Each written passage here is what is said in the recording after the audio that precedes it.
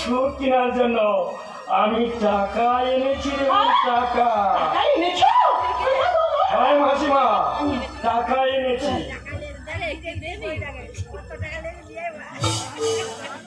মাসিমা, এটা 12,000 টাকা। এই 12,000 টাকা তুমি কিন্তু ভিক্ষা দিতে এসেছো? ও কথা বলবেন না মাসিমা, আমার 7 পুরুষের স্বর্গ ভিটে বাড়ি বিক্রি করে আমি হোকারি করে 12,000 টাকা সংগ্রহ করেছি। তুমি কি করেছো দাদা? তুমি কি করেছো? আপনার কাছে ওটা ভিক্ষে করে গো, আমার কাছে যে মাসিমা লাখ টাকার চেয়েও বেশি। তাই আপনার কাছে আমার অনুরোধ, ওই 12,000 টাকার বিনিময়ে আপনি আমার সীতাকে এত সুখ ভিক্ষা দিয়ে দিন মাসি। দাদা, আমার টাকা চাই কত? আকাঙ্ক্ষিত 1 টাকা কম হলে তোমার বউ এ বাড়িতে বইয়ের উপযুক্ত মর্যাদা পাবে না। দেবো মাসিমা, দেবো। আপনার সমস্ত টাকা আমি মিটিয়ে দেবো, শুধু আমায় কয়েকটা মাস সময় দিন, আমি সমস্ত টাকা আপনার মিটিয়ে দেবো। মাসিমা, মাসিমা, মাসিমা, আমার বোন গিয়া আমি তোকে শেষবারের মতো জানিয়ে দিয়ে গেলাম, এই কদিনের মধ্যে টাকা যদি জোগাড় করতে না পারো, আমি কিন্তু শৈবালের আবার আমি বিয়ে দেবো।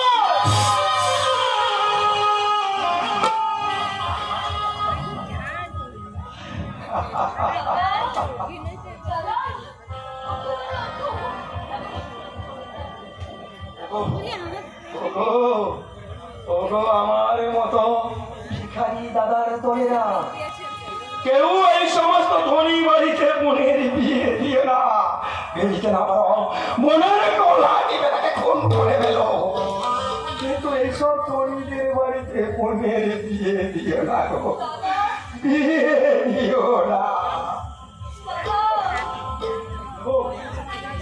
দেবো মাসিমা, দেবো। আমি আপনার সমস্ত টাকা ও সোনা আমি মিটিয়ে দিয়ে যাবো। আমায় মাত্র 1 মাস সময় দিন মাসিমা, এর মধ্যে আপনার সমস্ত টাকা আমি শোধ করে দেবো। আর তা যদি না পারি তাহলে আমি চুরি করবো, আমি ডাকাতি করবো, প্রয়োজনে আমি খুন করবো।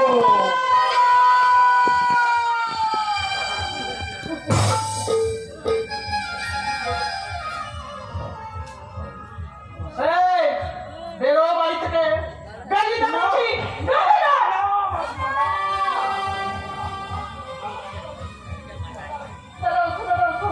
তুমি চলে যাও দাদা, এখান থেকে চলে যাও। কখন তুমি এসো দাদা, আর কখন তুমি এসো, এখান থেকে চলে যাও। ওরে জনম দুঃখিনী সীতা, কত আর জীবনে দুঃখ বহন করবি রে বোন, কত বহন করবি? আমারই ভুল হয়েছে এই ধনী লোভীর বাড়িতে তোকে বধূর সাথে পাঠালো। জানিস বোন, আমি আমি আমি তোকে নিশ্চয়ই নিয়ে যাবো, আর আপনার টাকা যদি না মেটাতে পারি আমি নিজে আছে সীতাকে এ বাড়ি থেকে নিয়ে যাবো মাসিমা, আর বধূর সাজে সাজাবো, সাজাবো, সাজাবো। সেই জন্যই মেয়ে হয়ে নিজের স্বার্থ পূরণের জন্য স্বামীর মৃত্যু কামনা করে পরে করে যুগ, পরে করে যুগ তোমার লীলা। বাবা,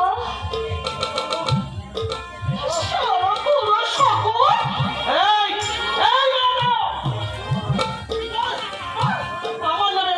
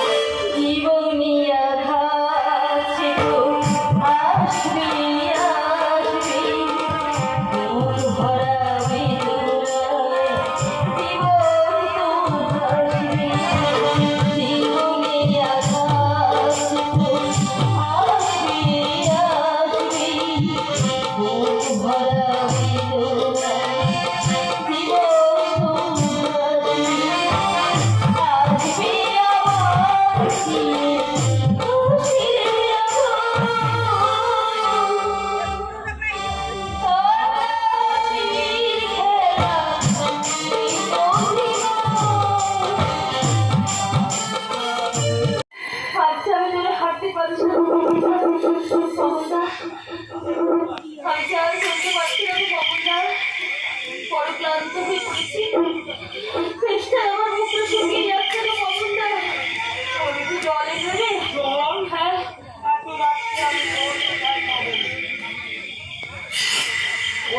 ওই দূরে একটা আলো ওখান থেকে হয়তো আমি জল পাবো।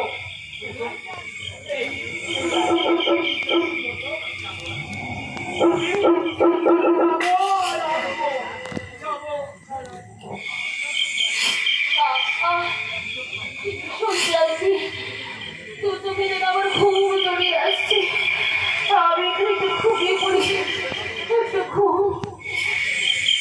আজ এসেছি, কাল সূর্যাস্তের পূর্বে ওদের পাওনা টাকা না মেটাতে পারবে ওই রমজান শিক্ষাকে বাড়ি থেকে দাঁড়িয়ে দেবে। তাই আজ রাতে যেমন করে হোক, চুরি করে হোক, ডাকাতি করে হোক, আমাকে সংগ্রহ করতে হবে মোর পনের 50,000 টাকা আর 10 ভরি সোনা।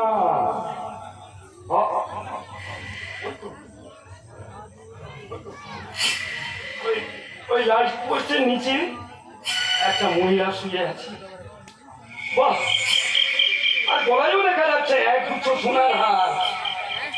এই লাইট পোস্টের আলোয় ঝলঝল করে জ্বলছে। এই তো ওর গলা থেকে আমি ছিনিয়ে নেব, যেমন করে হোক ছিনিয়ে নেব।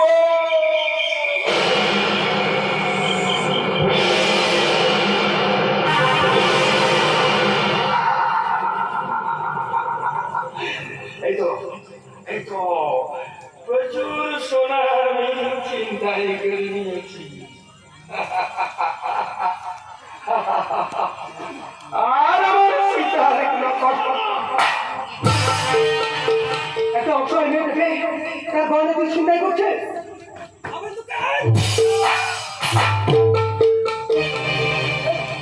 এই মেয়েটা, তুমি ঘুমিয়ে আছো, দেখো তোমার গয়না চিন্তা হয়ে যাচ্ছে।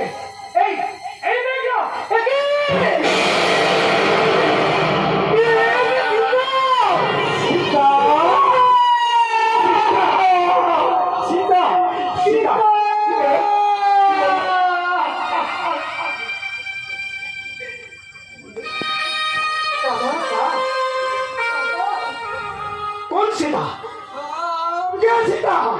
আমার বোন সীতা।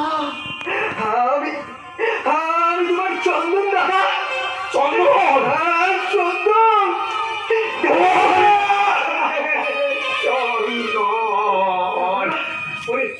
ওই আমাদের বোন সীতা। সীতা আমার সীতা কেন কোনো কথা বলছে না? কি আর কথা বলবে না দাদা? সীতা যে চিরঞ্জীবী শায়িত হয়ে গেছে। সব চলছে ফেরারি কয়েদি ওরফে চন্দন গাঙ্গুলি শেষে খুন করে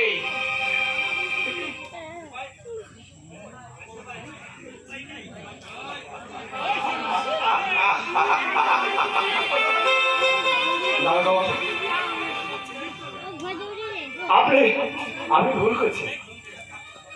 ওরা দাঁত করে বলবেন না, ও খুন করেন, খুন আমি করেছি। এই দেখুন আমি গয়না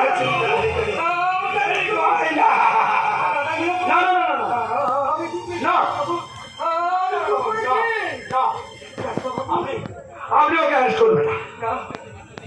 আমি বড় ভাইকে বাঁচাতে ছোট ভাই মিথ্যে কথা বলছি। আপনি বিশ্বাস করুন দাদা বাবু, আমি যে আমার বোনকে সুখী করতে আমি নিজেই হাতে তাকে হত্যা করেছি। দাদা বাবু আমাকে অ্যারেস্ট করুন।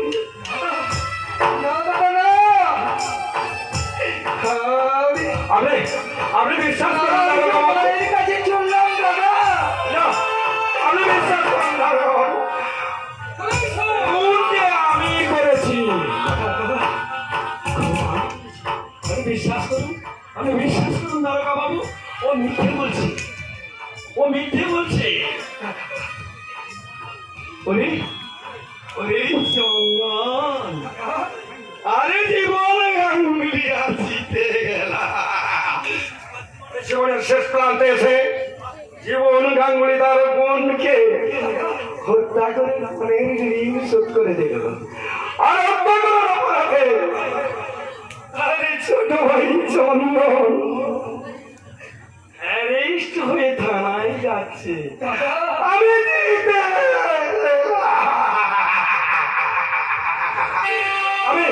আমি দিতে গেলাম। আমি আমার স্ত্রীকে খুন করেছি।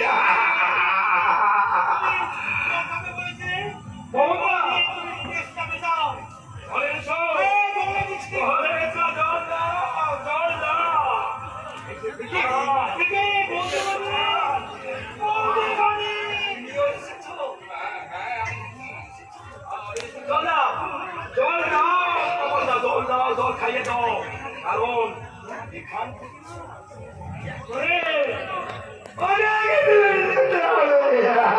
সর্বকে সর্বকে যে অনেক দূর, অনেক কাজ করতে হবে, অনেক পথ হাঁটবে না। জল খাইয়ে দাও, জল খাইয়ে দাও।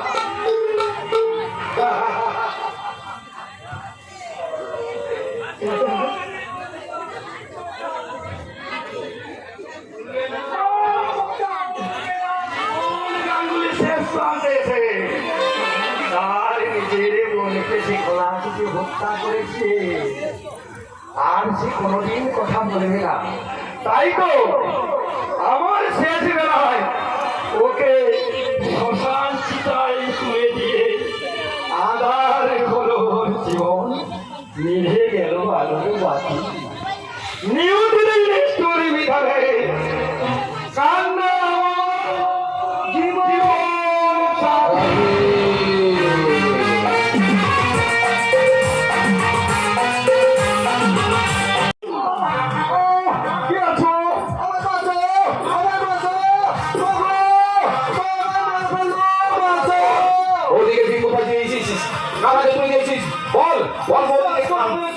আমি বৌদিকে কারো হাতে তুলে দেয়নি। মিথ্যে কথা। আমাকে আর বেরোনো হবে না, আমার ভীষণ লাগছে। বৌদিকে তুই কার হাতে তুলে দিয়েছিস? সত্যি করে বল। আমি সত্যি করে বলছি, বৌদিকে কারো হাতে তুলে দেয়নি। তোরে আর সত্য বলতে ধ্যানে যাবা, বৌদিকে আমি মুন্ডা সেটার হাতে তুলে দিয়েছি।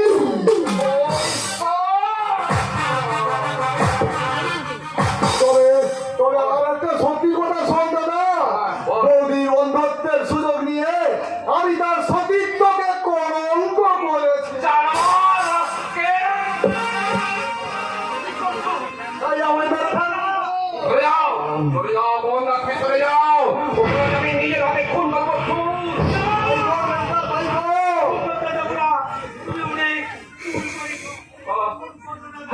ঈশ্বর, কার পাপের সাজা তুমি কাকে দিলে?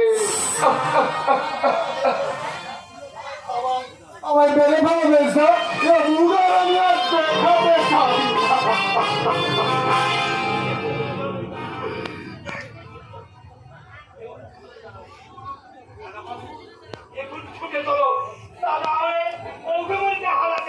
চলো চলো ভবনদা, চলো। আমার ভাবিনী মাকে কলঙ্ক মুক্ত করে আমাকে ফিরিয়ে আনতে হবে, যেমন করে হোক তাকে ফিরিয়ে আনতে হবে। চলো চলো ভবনদা, চলো।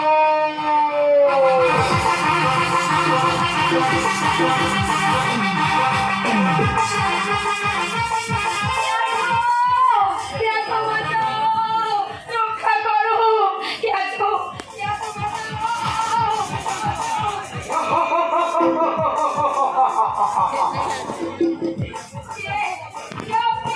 আমি কলির ভগবান শ্রী শ্রী অবতার বাবাজি।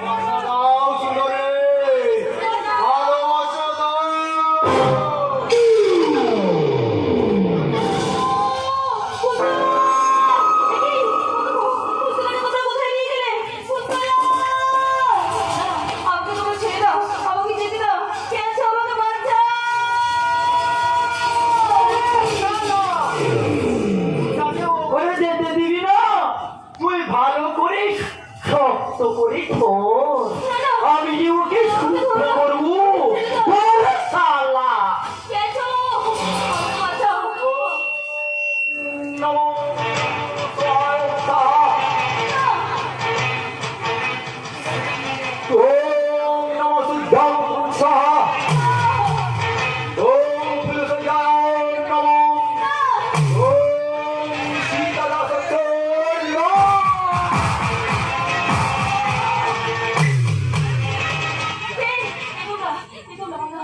আমরা বলছিলাম আমরা আমাকে তুমি চিনতে পারছো না? আমাকে এখানে নিয়ে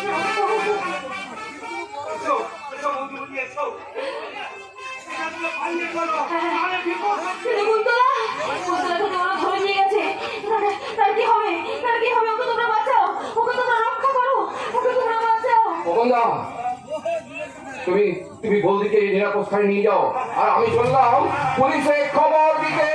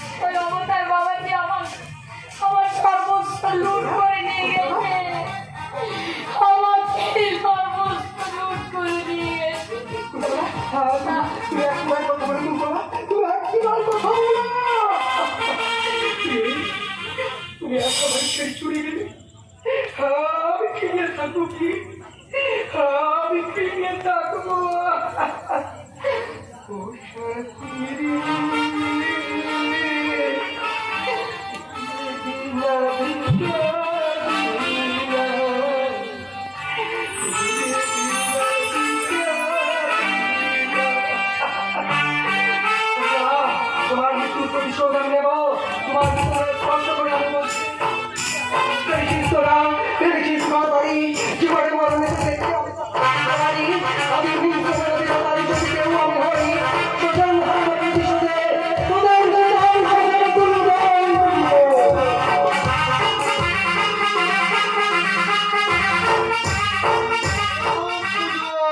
সমাপন দ্বিতীয় পুজোর সমাপন করে আজ রাতের মধ্যে এই অবতার বাবাজি মুন্ডা সেটির ধরে প্যারিসে পাড়ি দেবে।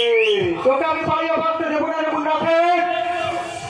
বচ্চন সিং, এসো বৎস এসো, আমি তোমার জন্য প্রসাদ প্রস্তুত করে রেখেছি। এসো বৎস এসো। আমার বোন মুন্ডা সেট, আজকে কুন্তলাকে হত্যা করছে, সে আমার বাগদত্তা মুন্ডা সেন।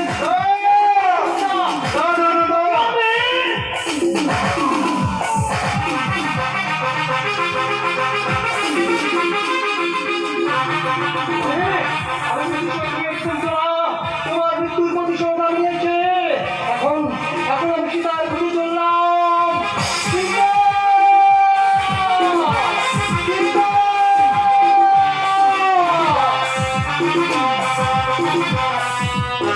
সব টাকা আমার হাতে এসে গেছে। এবার সবাইকে বিয়ে করতে পাঠিয়ে দিয়ে আমার কাজ শেষ।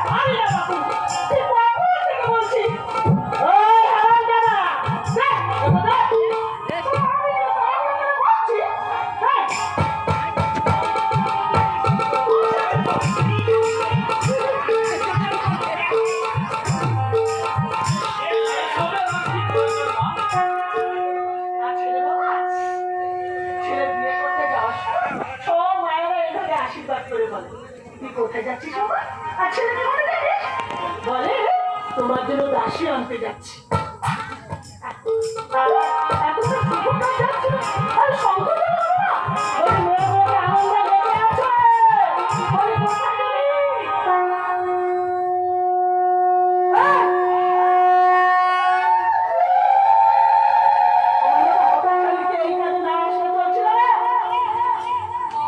দিদিমা এই অলক্ষীর জন্য তো তোমার শৈবাল লক্ষ্মী আনতে চলেছে না।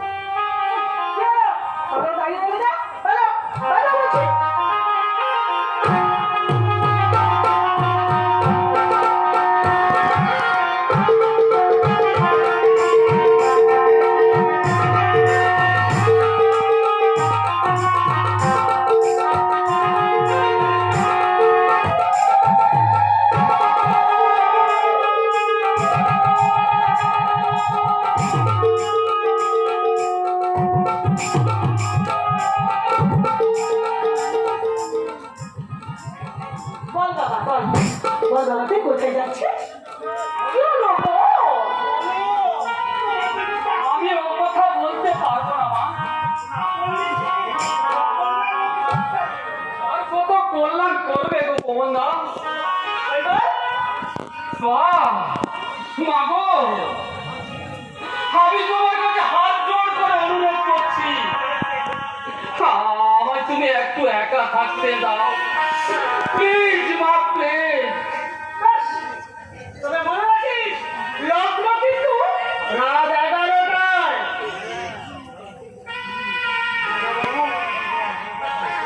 জীবনে তুমি অনেক ভুল করেছো, আর যেন ভুল করো না। তাহলে ওই মন্দির মতো আরেকটা জীবন ওখানে শেষ হয়ে যাবে দাদা বাবু। সীতা, তুমি আমায় ক্ষমা করো সীতা। হ্যাঁ, আমি তোমার জীবনটাকে শেষ করে দিলাম। এমন কথা বলতে নেই গো, তুমি তাড়াতাড়ি যাও। তোমার জন্য আমার অনেক বন্ধু অপেক্ষা করে বসে আছে। ওগো বাংলার মধু, তবে তাই হোক, তোমার অশ্রু দিয়ে লেখা হোক আমার জীবনের সুখ, হাসি, আনন্দ, আর তোমার বিসর্জন দিয়ে বেজে উঠুক আমার বোধনের বাজনা।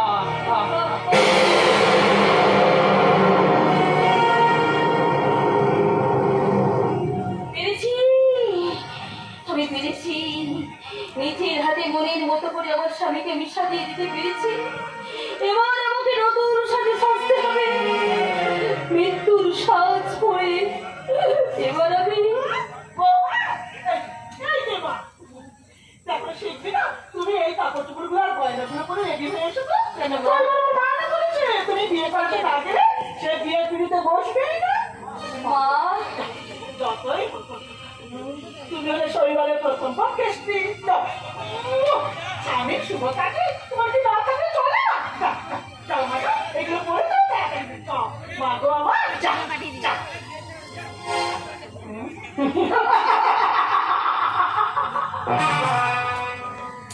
এইবার হারাম জানে কেমন করে তুই রোগ রাখার সেটাও আমি দেখো।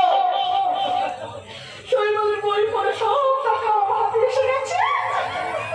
এই গজমন্দির পাড়া আর আমার বউ পাইলে আরো পড়বো আমার গজমন্দির পাড়া।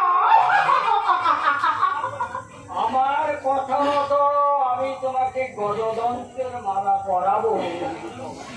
তাকে বলো আমার বৌমা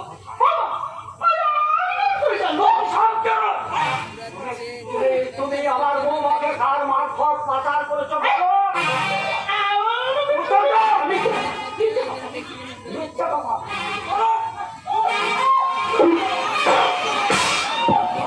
আমার বৌমাকে কোথায় রাখছো? তুমি